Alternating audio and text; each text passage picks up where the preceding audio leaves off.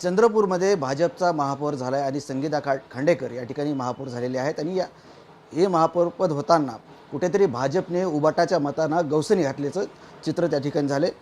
उबाटा अखेर भाजपसोबत गेली। किती नाही म्हणलं तरी संजय राऊत उद्धव ठाकरे यांनी अनेक वेळा भाजपला दोष दिला, विरोध केला, आम्ही सोबत जाणार नाहीत असे टाव फोडला, परंतु अखेर चंद्रपूरमध्ये उबाटा भाजपसोबत गेले। काय प्रतिक्रिया?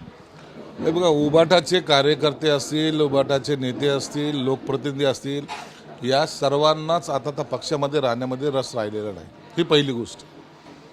त्यांनाही वाटतं की यांची सगळी लाईन चुकत चाललेली। महाराष्ट्रामध्ये आता ज्या काही निवडणुका झाल्या त्यात तुम्ही पाहिलं, तिसऱ्या चौथ्या नंबरवर फेकले गेले आहेत आणि जे कार्यकर्त्यांनी थोडी बहुत मेहनत घेतली, जे कार्यकर्ता होता त्यांची स्वतःची ताकद आणि काही पक्षाची ताकद म्हणून जे निवडून आले, आता ते सत्य बाहेर राहायला तयार नाहीत आणि त्यांना असं वाटतं की नैसर्गिक युती पुन्हा भाजपबरोबर केली, भाजप सेनेबरोबर केली तर आपलं अस्तित्व टिकून राहील, म्हणून त्यांनी मताने घेतलेला तो निर्णय। आणि मग आता याचं उत्तर खऱ्या अर्थानं संजय राऊतने दिलं पाहिजे। मनसेचे काही नगरसेवक गेले तर त्याची पोटदुखी त्याला होत होती, राजसाहेबांना भेटायला जातो, तर राजसाहेबांनी असं केलं नाही पाहिजे। आता काय उत्तर देणार आहे? आता त्यांच्याकडे काही उत्तर आहे? आता काही उत्तर नाही। आता त्या कार्यकर्त्यावर नाही ते कारवाई करू शकतात ना त्यांना जवळ घेऊ शकतात, परंतु आता एक अर्थानं महाराष्ट्रातल्या इतर कार्यकर्त्याला या माध्यमातून संदेश दिला गेलेला आहे की आता आपण काँग्रेस आणि राष्ट्रवादीबरोबर राहू नये। संजय राऊत नेहमी म्हणायचे भाजपला टोकाचा विरोध करायचे, पत्रकार परिषद असेल, भाषण असेल, फक्त मुद्दा होता भाजपला विरोध, अमित शहावर टीका, मोदींवर टीका। आता काय? अहो, हे टीका करणं यांना कसं माहिती आहे का, आपल्या सोयीनुसार हे टीका करतात। उद्या जर अमित शहांचा जर एखादा फोन गेला ना तर हे पळत पळत जातील दिल्लीला, विमान पण धरणार नाहीत, अशी यांची अवस्था आहे। परंतु दाखवायचं असतं ना पब्लिक समोर की आम्ही भाजपला विरोध करतोय, आम्ही असं करतोय, आम्ही तसं करतोय, काही नाही आहे। आणि संजय राऊत जो बोलतो नेमका त्याच्या विरोधात वागतो, ते आतापर्यंतचा इतिहास आहे। शरद पवारांकडून जो जर एखादा चांगला गुण घेतला असेल तर तो हा आहे, बोलणं एक आणि करणं एक। म्हणून संजय राऊतच्या स्टेटमेंटवर विश्वास कधी कोणी ठेवू नये आणि ज्यांनी ठेवला त्याचं काय वाटोळं झालं आहे हे उद्धव ठाकरे साहेबांना विचारा।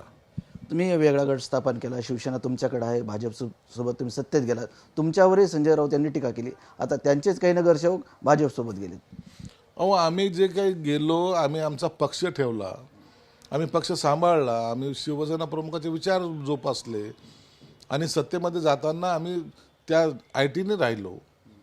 आता यांना लाचार होऊन सगळ्याच्या मागं पळावं लागेल, लाचारी पत्करावीच लागेल, त्याच्याशिवाय यांच्याकडे दुसरा पर्याय नाही। आणि तुम्हाला काही दिवसात हे दिसतील की आम्हाला कोणतरी पदरात घ्या असं जे म्हणणं आहे ना आपल्याकडे मराठीमध्ये म्हणतात, तसं हे पदरात घेण्यासाठी यांची धडपड चालू राहील। दुसरा विषय असा की तुमचे खासदार आहेत संदीपान भुमरे, काल ते माध्यमांशी बोलत होते, परंतु अचानक त्यांना उद्धव ठाकरे यांची आठवण आली आणि एकनाथ शिंदेंचं नाव घेण्याऐवजी त्यांनी उद्धव ठाकरेंचं नाव घेतलं। नाही होतंय, तर अनेक वर्ष एखाद्या पक्षामध्ये काम केलं तर त्या नेत्याचं नाव तोंडी येणं काही असं काही गैर नाही आहे। आम्हाला नेत्यांचा विरोध नव्हता, नेत्यांची मानसिकतेचा विरोध होता आमचा, त्यांनी घेतलेल्या भूमिकेला विरोध होता। म्हणून उद्धव साहेबांशी काही आमचं काही वैर असं काही नाहीच आहे ना। वैर हे वैचारिक वैर आहे आणि ते आमचं कायम आहे। नक्कीच होते शिवसेनेत नेते आणि यांनी स्पष्ट केलेलं आमचं उद्धव ठाकरे विषयी आमचं वेगळं मत नाही किंवा आमचं त्यांच्याशी वैर नाही, परंतु चंद्रपूरमध्ये जे काही झालं आहे ते संजय राऊत यांना खरं तर त्यांनी स्पष्ट केलं पाहिजे असं एक त्यांचं म्हणणं होतं। कॅमेरामन हर्षल निकमसह संजय सर्वोदय TV मराठी, छत्रपती संभाजीनगर।